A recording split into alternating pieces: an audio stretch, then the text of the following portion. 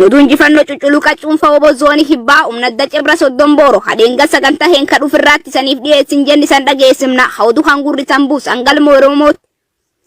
Irreef abdiin sabaa gootichi waraana bilisummaa Oromoo zooni hibbaa umni addaa cibraan soddombooro cabdii biyyaa jedhu warri umnadda Oromiyaa jedhe ofiyaam ijoolleen dafe du'a Oromiyaa jettu poolisii dilee war jedhaman ka uummati saree magaalaa jedhu waan qabcufa walii guuruun garaa nagumii eddallu umnadda cibra soddombooro cabsuuf saganteeffameerraa bobbaafamu wanteen Oromiyaa abdiin sabaa gootummaan dur dhaabbate aamilee xiiqiin guutamte tarkaanfii irraa fudhate. Jumlaan buxe baasee dhaadannoo akka bulchiis godin Booranaa jaarso boruraroo guyyaan tokkochum kan buudhoon malkaa hallu cireen halluu dirree laaqanii halluu lamaan irbaati malkaa gubaa warri nam sadii lolii daqiiqa sadii baqii kiiloomeetir sadii jedhe fuul feesbuukii isaa irratti waxamajjii sadii maxxansu urjiiwwan lolaa leencichi bosonaa cibraan soddombooro deebii gabaabdu kennu walti nu argan jedhe dhaadannoo isaa xurii qeencaa hanqisee galaan daawwan naqe salphis jeneraal Baaca Dabaleefa harda liiban magaal nageelle soddombooro cabsuuf harka dhaanachaa ooltu guyyaa adii gaddaan itti dukkanees. Irreef gaachanni uummata Oromoo gootichi waraana bilisummaa Oromoo zooni hibbaa umni addaa cibraan soddombooro caamsa 28 bar 2021 godin Gujibaa aana gumii eddallu waraana gabroofata Itoophiyaa dhibbi ja'a ol taat ka maqasa hatta obootiif bobbaat. Ganda bulbul iddoo addaa Boojii Gaambeellaa jedhamu tarkaanfii irraa fudhateen jabattalumaa yojjees 11 madoon adabee jira. Haalum wal fakkaatu wobiin Oromoof Oromiyaa gootichi waraana bilisummaa Oromoo zooni hibbaa umni addaa cibraan soddombooro loloof irraa ittisuu jabeesseetti fufuun caamsa 29 bar 2021 aanum gumii eddallu iddoo addaa Laambaarki jedhamutti loltuu sirni tortora nafxanyaa hawal guurtee tarkaanfii ilaalessa irraa fudhate 8 battalaatti ijjeese 5 madoon adabee jira. Ittum fufuun leencichi bosonaa lolis cabsuuf aggaammatam gootummaan goggosse dur dhaabbachuun caamsa 30 bar 2021 aanum gumii eddallu bakka addaa Irrees Malisee yookaan neetwoorkii jedhamutti loltoota Empire bututtuu Itoophiyaa tarkaanfii guggubduu irraa fudhateen akka bokkaatti roobse 10 battalumaa yojjeessu torbammoo madoo dandammi hin qabneen adabee jira. Jajjabduun akka sibiilaa didiqqoon onnee biddaa ammallee ittiin fufuun loloof irraa ittisuu caamsa 31 bar 2021 jaanjoftuu ilmaana biyoota aanum gumii eddallu ganam aan bakka addaa Irrees Malisee jedhamutti tarkaanfii jajjabduu irraa fudhate loltoota gabroofata Itoophiyaa kan 10 battalumaa du'aayyoo godaansisi jaammoo madoon adabee jira. Ammallee guyyuum kan galgal sa'aatii 11 irratti lol weerartoota ilmaan Abiyyii waliin taasise 9 battalumaa yojjees 14 ammoo madoon adabee jira. Bifuun wal fakkaatuun ijoolleen lolli warraaqoosaa waraan gabroofata bakkaa bakkaan rukutu buuffisiiste qacoon dhaachaa oolte malkaa halluu tarkaanfii irraa fudhateen 2 battalumaa yojjeef 3 ammoo madoon adabdee jira. Lol jajjaba walirraa cin hasabboontootaaf uummata bal'aa yaaddootti buusi jabeessite gootummaan dur dhaabbachuu wabii sabaa wanteen Oromiyaa waxamajjii 1 bar 2021 aanum gumii eddallu malkaa halluutti ganam sa'aatii 12 jaama mul'atti hin qabne leelliftoo sirna burkutaa'ee irratti tarkaanfii fudhatte. Lolaa gootichi waraana bilisummaa Oromoo umni addaa cibra soddombooro bakka addaa cululu jedhamutti guyyaa adii sa'aatii 6 daqiiqa 30 tarkaanfii dhukkubsituu irraa fudhate loltoota gabroofata Itoophiyaa leelliftoo sirna tortoraa 13 battalumaa yojjeessu 17 ammoo madoo dandammi hin qabneen adabee injifannoo guddaa cululuxuu galmeessee jira. Guyyum kan galgal sa'aatii 10 daqiiqa 20 irratti lol taasise loltoota gabroofata Itoophiyaa ammallee 8 du'aan adabuun 11 ammoo madeessee jira. Irreef abdii sabaa gootichi waraana bilisummaa Oromoo ammallee jabaatee loloof irraa ittisuu ittiin fufuun guyyum kan lol birmannaa cululuu irraa deemti iddoo addaa biyya adii jedhamutti tarkaanfii haxee irraa fudhateen loltoota gabroofata Itoophiyaa kan 3 hojjeessu 2 ammoo madoon adabee jira.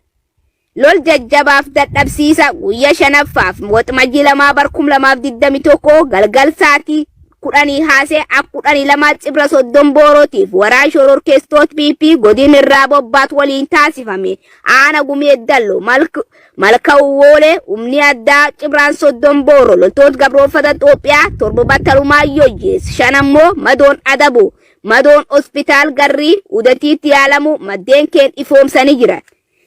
lol kan keessat ajajaan umnadda Oromiyaa hamagaal mooyyalee irraa dhuf nami maqaan isaa Shaambal Gaashawuun jedhamu woboon ijjeefamuun woboon Cibra Soddombooroo injifannoo guddaa cululuxxuu galmeessee jira.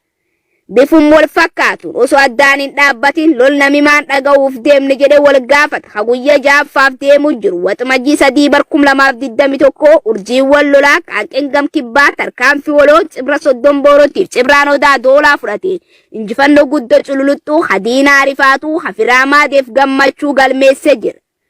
Urjiiwwan lolaa leencoti bosonaa umni adda Cibra Soddomboorootiif Cibraan Odaa Doolaa tarkaanfii aleellaa diinkalee aana gumii dallu ganda malka gubaa bakka addaa malka uwwoolee jedhamu Cibraan Soddombooroo lol marroo lamaatiin buuffisiise.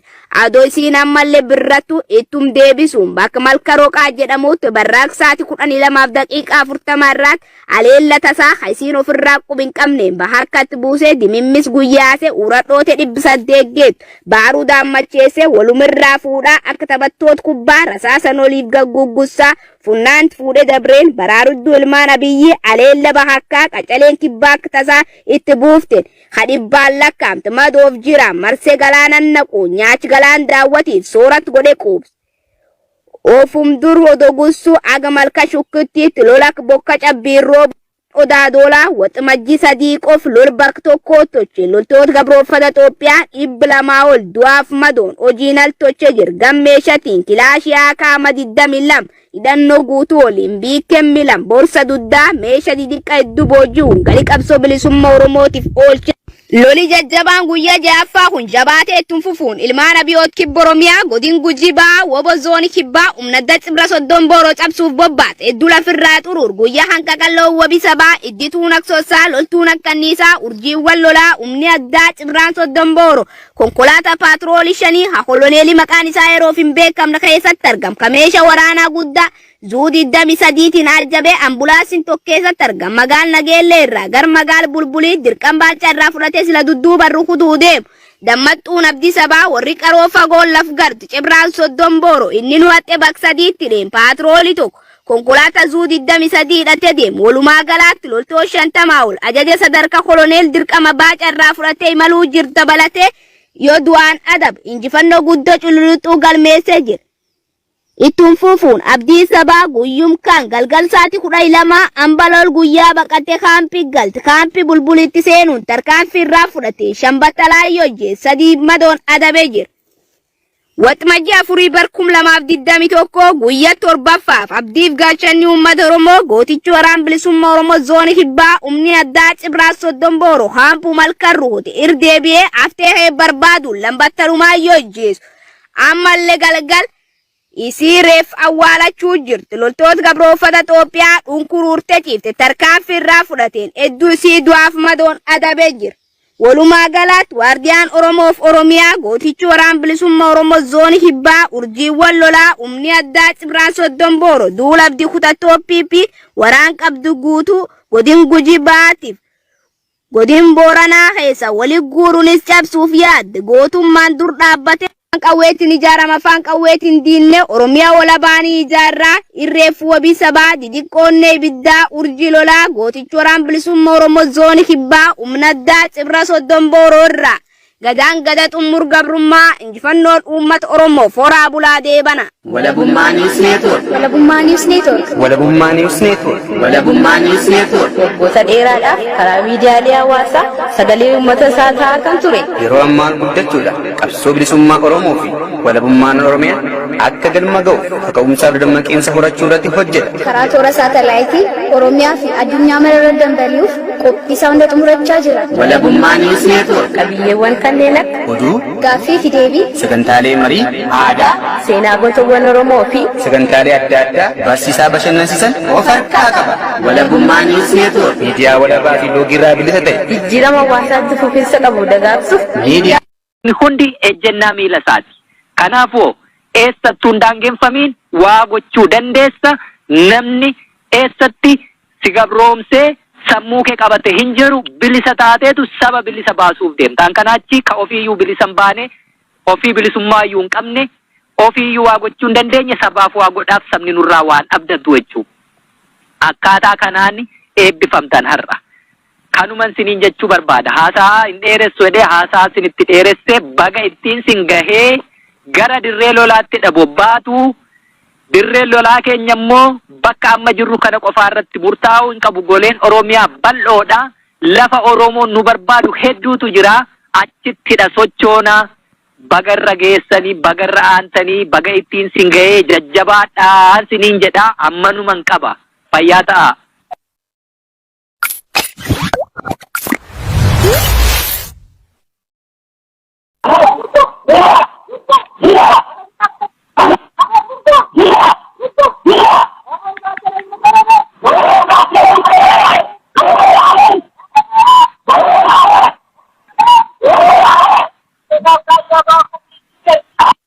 Eebbifamtoonni jaallan zoonii lixaa Horroo Guduruus dirqama keenya jaalalaan itti seenne fedhii fi onnee guutuun raawwachaa wareegama yookiin bilisummaa jechuun waadaa seenuun dhaadannoo fi dhiichisaan sagantaa eebba isaanii bareechanii oolaniiru.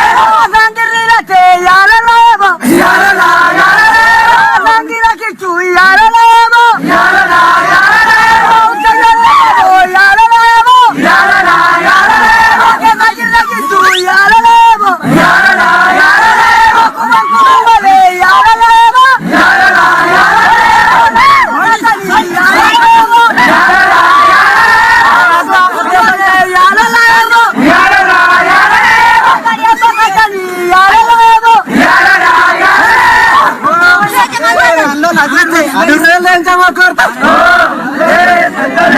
Adurrelen jama korta.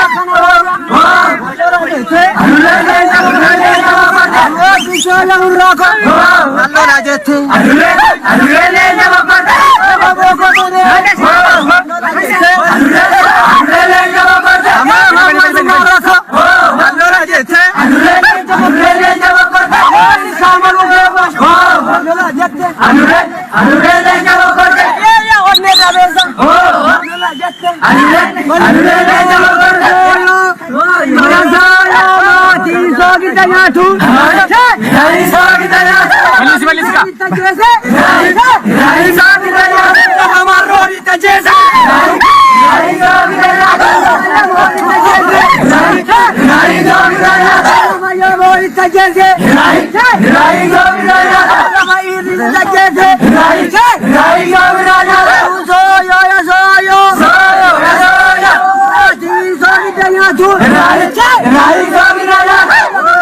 Pokemon University. Pokemon University. Sagale Dorgadu. Pokemon University. Pokemon University. Shokoki. Ani Sako. Pokemon University. Ani Sako. Pokemon University.